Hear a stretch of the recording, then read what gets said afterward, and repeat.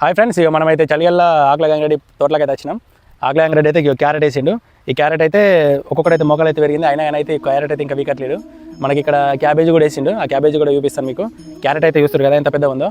ఇదైతే ఇంకా పెద్దగా ఇంత దొడ్డ అయింది. చిన్న ఉన్నప్పుడు విక్తేనే మనకు లాభం ఉంటుంది. అయినా కానీ నేనైతే విక్తలేడు. చూస్తారు కదా, దగ్గర ఇది ఒక 5-6 గుంటలు అవుతుంది. 5-6 గుంటలు అలికినా కానీ ఒకటే వీక్ అమ్మిండి ఇప్పటి వరకు. ఇంకా మొత్తానికి అయితే వీక్తలేడు. మనకు ఎందుకు అంటే కేజీ వచ్చేసి 20 రూపాయలు ఉందట, అందుకే వీక్తలేడినే. ఎందుకంటే రేట్ తక్కువ ఉంటే మనకు మోసలు కూడా బాగా కష్టమవుతాయి కాబట్టి పీకట్లేదు. ఇదేం సీడే టొకోటో. ఇది మరి ఎందుకు పీకలేదు? ఇంత పెద్ద అయింది. ఈసారి వాతావరణంకు పుచ్చు వచ్చింది, మొగుళ్ళు ఎక్కువ ఉన్నాయా, దాంతో ఈసారి ఎప్పుడైనా బాగానే ఉంటుండే కానీ పుచ్చు వచ్చి అది ఇబ్బంది. ఇప్పుడు పెట్టిన రోజులకి 3 months అయిపోయింది. 3 నెలలకి క్రాప్ వస్తుంది. 2 నెలల 15 రోజుల నుండి స్టార్ట్ చేస్తాం. మనకి ఇది పుచ్చు రాకపోతే లాభం ఉంటుంది కదా? లాభం బాగా, అన్ని పంటల కన్నా బాగుంటుంది. ఇప్పుడు ఎంత ఉంది?